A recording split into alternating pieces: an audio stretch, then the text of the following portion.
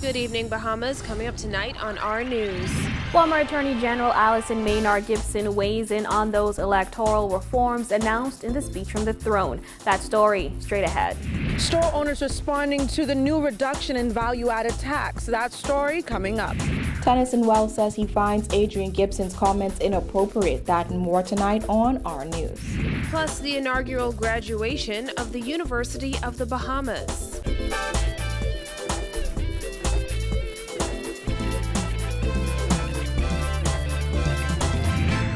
News is brought to you by Alive, the nation's newest and best LTE network.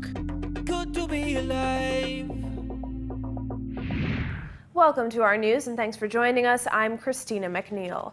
Topping news tonight, former Attorney General Maynard Gibson says she would support a referendum on electoral reform as she believes it should be up to the Bahamian people to decide the process. This as she also insists the Minnis administration must have the political will to carry out its anti-corruption plans. Jasmine Brown has the details in this report. Maynard Gibson says she agrees that the choice should be up to the Bahamian people and that they should make the decision. I support referenda. I believe that democracy is enhanced when persons have the opportunity to express their will, when the population has the opportunity to express their will in between the 5-year general election periods. This is an excellent way to keep our population involved. The Minnis administration intends to hold a referendum to get the consent of the electorate to establish an independent electoral commission and boundaries commission.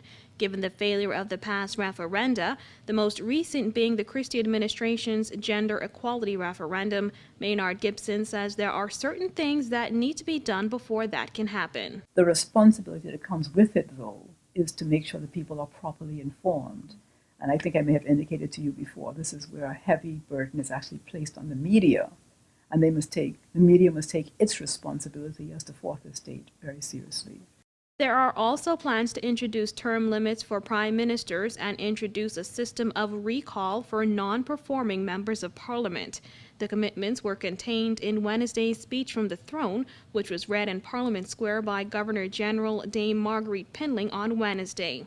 The government insisted it is critical to maintain the trust of the people. Maynard Gibson says their goals are ambitious. I think that there's the ability to do that now. I mean, if we put more laws on the books, if there's not the will to enforce them, then it's just writing on a piece of paper. There is the ability right now to prosecute if there's wrongdoing found.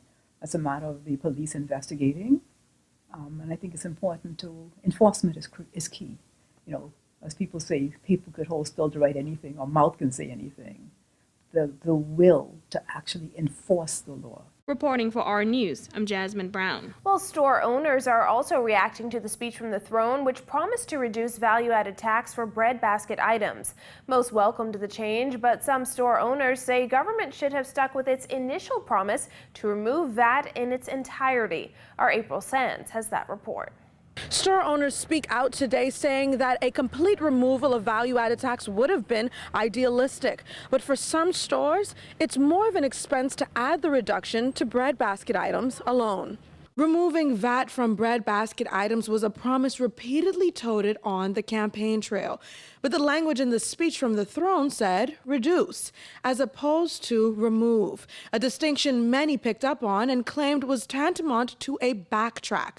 Though DPM Peter Turnquest has since clarified the F&M will honor its promises on VAT, the timeline is still unclear.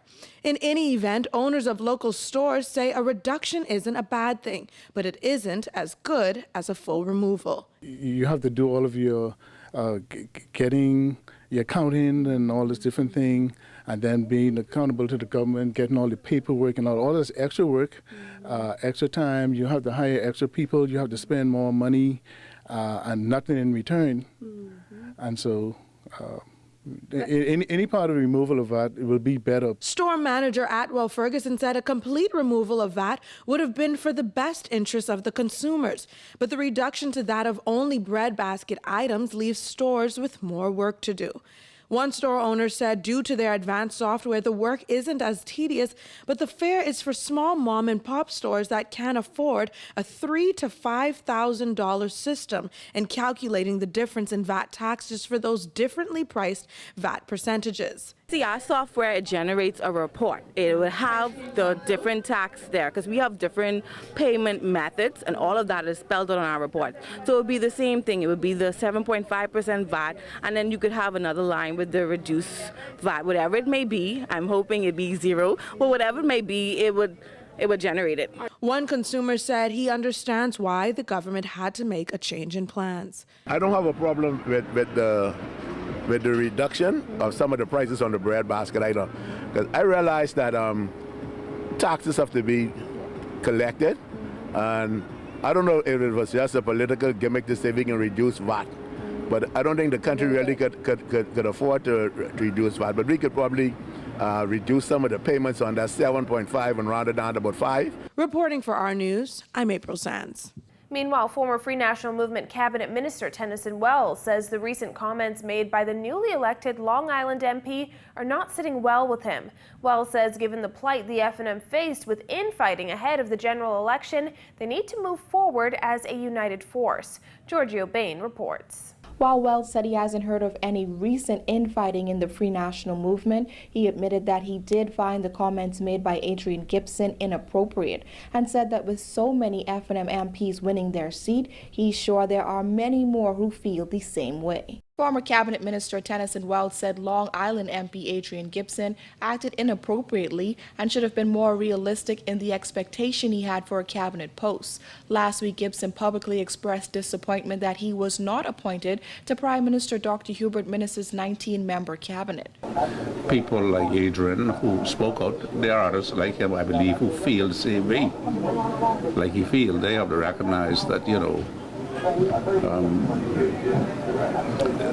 the revenues of the country are such that everybody can be a minister. Gibson, who is a political newcomer, unseated former opposition leader Loretta Butler Turner. He won his seat with 883 votes compared to Turner's 252 votes. Wells said he recommended to minister to only appoint 13 cabinet ministers to avoid the issue of party infighting. I mean, I told the PM that I thought he should do a maximum of 13 ministers, and I would have cut it right there. But I didn't think that anybody expected that they would win, 35 seats. Wells says he is sure that there are more just like Gibson who feel cheated of a cabinet seat, but they just need to be realistic that not everyone will be appointed. According to Wells, he didn't see this issue coming because he didn't think the F&M would have won so many seats. He got 2 or 3 more than I expected.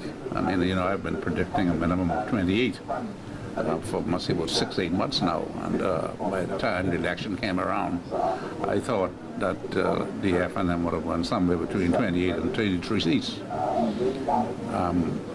I was surprised at the loss of Mr. Christie. Reporting for our news, I'm Giorgio Bain. In other news, the inaugural graduating class of the University of the Bahamas celebrated years of hard work last night at Spring Commencement 2017 at the Thomas A. Robinson National Stadium.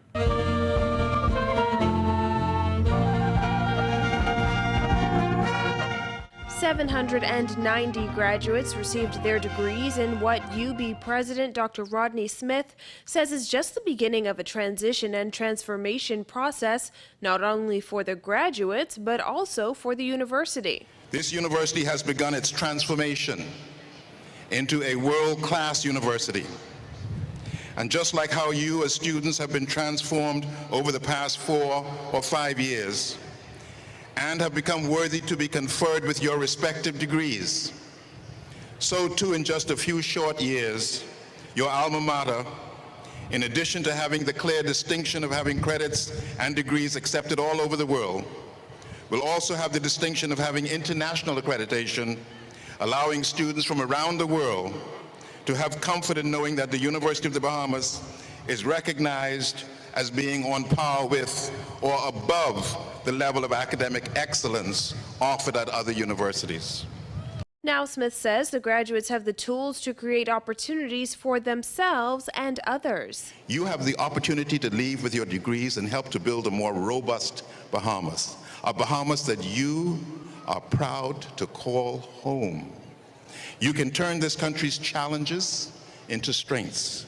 You can create your own golden opportunities. Addressing the graduates, commencement speaker Dr. Herbert Hugh Thompson reflected on his time at the College of the Bahamas and encouraged Bahamians to lean into their natural abilities to tell stories, something he says will take them far on the world stage. Found in the world of business, the most important element of success is being able to tell a good story.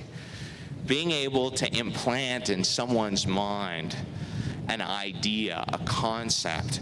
Stories are the way that we connect with each other. Think about the parables in the Bible, how complex the topics are that those parables are trying to convey, but they're accessible by everyone. The evening was also the realization of a dream for former Prime Minister Sir Lyndon Pinling, who was posthumously awarded an honorary doctorate degree. His daughter, Monique Pinling, accepted on his behalf. 50 years ago, the man who receives this high honor today had a dream. He dreamt that the Bahamas would one day stand among the nations of the world proud and free. One day, be able to have its own university to educate, enlighten its own heritage. We are so proud. As I look over this audience, that through you, his dream has come true. Still to come on our news, a motorcyclist becomes the country's latest traffic fatality. 2 adults in custody for a schoolyard brawl Thursday afternoon, plus how 43,000 Bahamians are struggling to make ends meet. That's coming up when our news returns.